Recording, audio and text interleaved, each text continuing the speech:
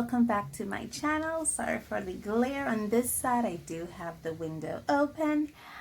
And before I get into my session with you today, let me get those little pesky disclaimers out of the way and then we get into it, okay?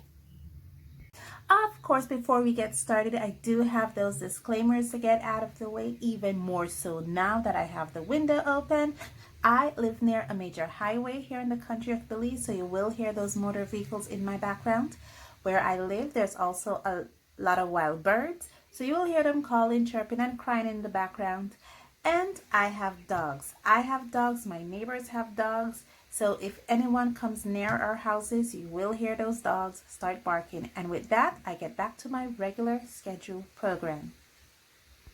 Okay, so we are in the month of May, and there is a challenge that does happen here in the month of May, and it's called Mermay. And a lot of international artists, it's not a Belizean thing by no means. It is an international art event, I like to say, especially for YouTube artists. We like to participate in it. And it's just basically where you draw mermaids for the month of May. Now, the actual person who came up with the mermaid idea, I don't know. So if you guys know who he or she is, feel free to let me know in the comments below. But it's such an amazing idea. I tried to do it last year, but it was an epic fail. So this year I attempted to do it. And I did it this year with a little twist, and let me talk to you more about that. Okay, so normally whenever I do a prompt challenge, I like to make a sketchbook for that challenge. And this year was no exception. I did make a sketchbook for the mermaid challenge. And also I have a new character. Here she is. Oh, I hope you guys can see her because it's just her outline here. I have a mermaid-like new character. Her name is October. She's actually a octopus-looking, Ursula kind of looking creature. I originally drew her first. Let me get the book. Let me show you how I originally drew her. And then we're going to get into this mermaid challenge, okay? Okay, so this is October right here in all her previous glory. This is how she originally looked when I first drew her. I believe it was for a Palafel Pax prompt list, and a thing talked about jellyfish, and I came up with this idea of a jellyfish looking, mermaid looking kind of thing. And the whole thing, it just came out, as you can see, it just came out. I wouldn't say it's bad because it's not like I have amazing artwork, but it didn't came out the way I wanted to. So, and this was done, if I hope you guys can see the date there, on the 14th of July. And so I decided to redo her. And when I redid her, this is how I brought her out. So much more better than that. And it was so amazing that I lessened the amount of tentacles she had, because here she had way too much, and I just lessened the amount of tentacles she had. I only put 6 tentacles.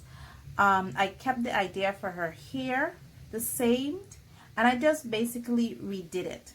And I adopted her as an original character. I redrew her again on March. So this is way before Mermay. And I said, you know what, I'm going to keep her, and she's now my new character, and her name is October. I know the first original character I had, I called her September, and now I have October. I'm not sure what it is, but somehow I love to name my OCs after months. I'm noticing a trend here.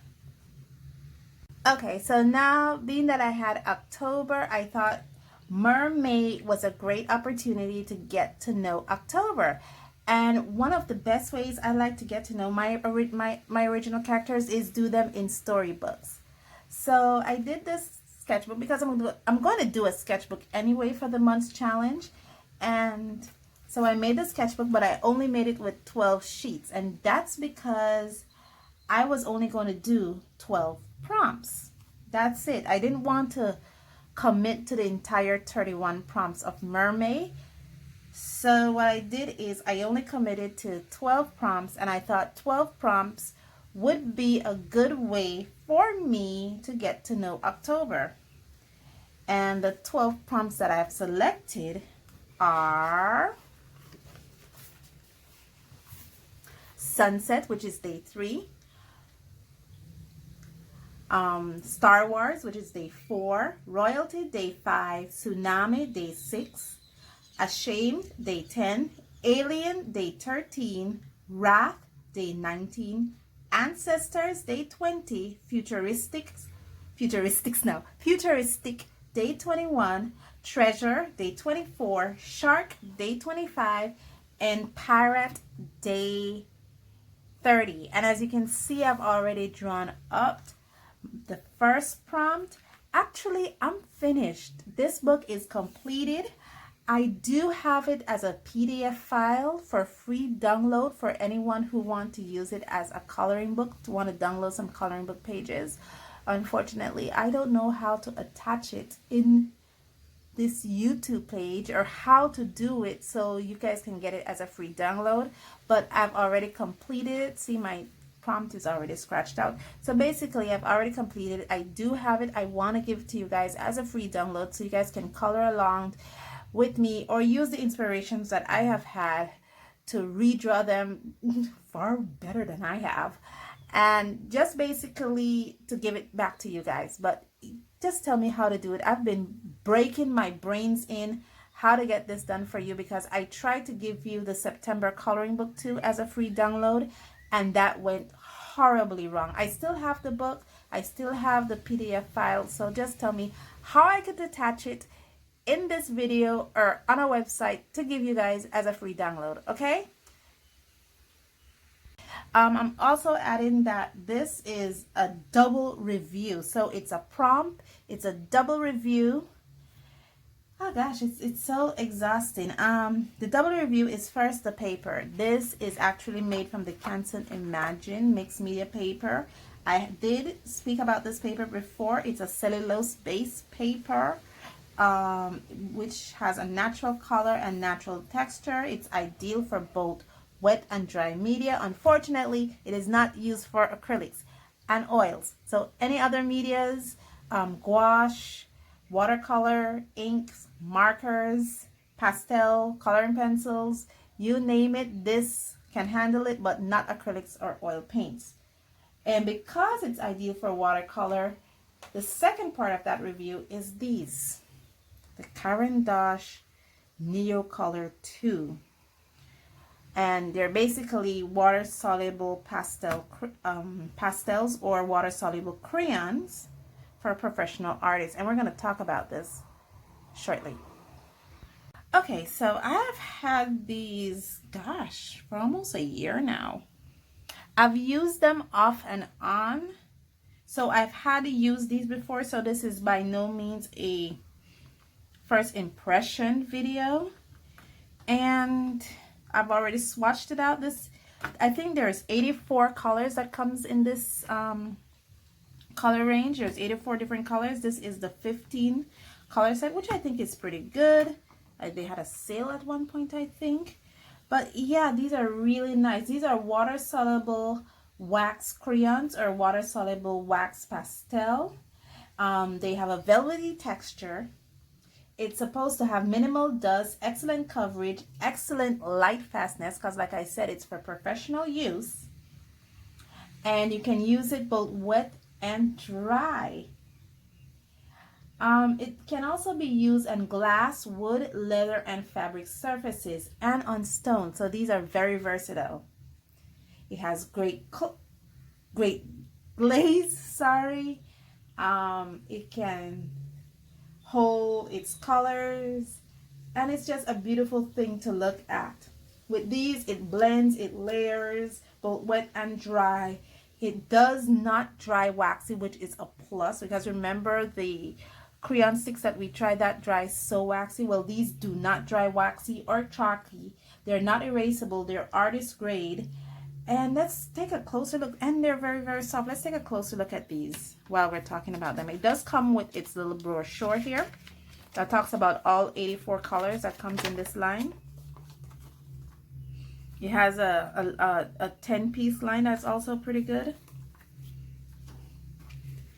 This doesn't come with it, this piece of tissue. I just put it up there so it can kind of hold the color and doesn't cause a lot of mess in case I want to use the lid for mixing.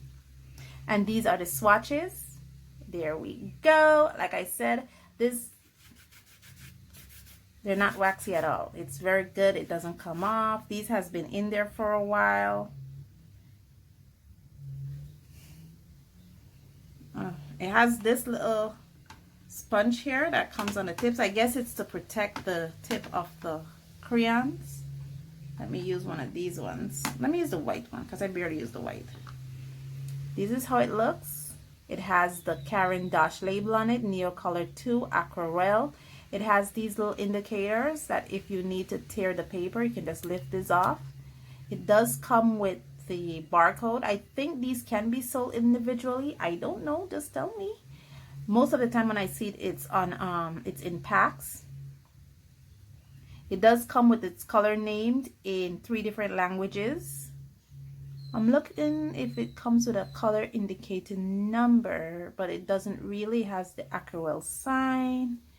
But yeah, all in all, these are professional water soluble crayons. Okay, so now that you've seen the medium I'm working with and you're introduced to the paper I'm working with, let's get to the coloring, shall we?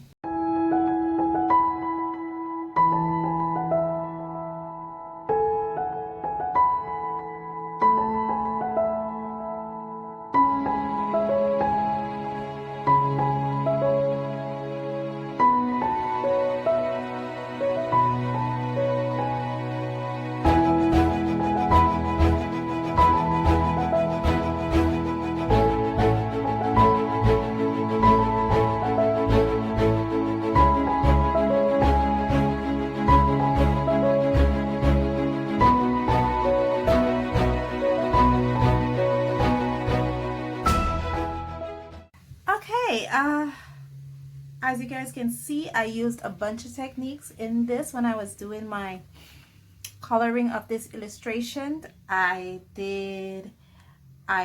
went in with it dry and then I blend the colors on it. I scratched piece onto my surface and I blend the colors while it was wet. And actually, I love how that sun came out. That's where I actually blend it dry. It looks so beautiful. It looks so dimensional. It looks like a sunset for me. I did use it. I don't think this part is wet dry completely here, where I just scribbled on it and I tried to blend out the colors. There is no ghosting with this. If you can see, there is none. And if there is, it's very, very minimal. So you can actually blend out the entire crayon and you won't see that ghosting that remains behind like with colored pencils, or some colored pencils I should say. As you can see, I did scratch piece onto my surface and I was able to pick colors up there, especially when it came to October's tentacles and her overall cover. These two are actually the same color. Her skin is just a lighter shade of this, and to get this shade is not only ultramarine I blend. I think I blend ultramarine.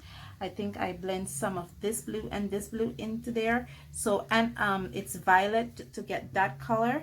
This is actually a very, very light shade of the black. To get this shade of black, I actually watered down the black. And this is actually black, it's not gray. I watered down the black and I mixed a tad bit of red and scarlet red and a tad bit of ultramarine blue in there to get that contrasting color. And all in all, it actually came out beautifully. I loved it. Tell me what you think in the comments below. Thank you guys so much for joining me on this journey. And as always, stay safe, stay blessed, and I'll see you in the next one. Bye.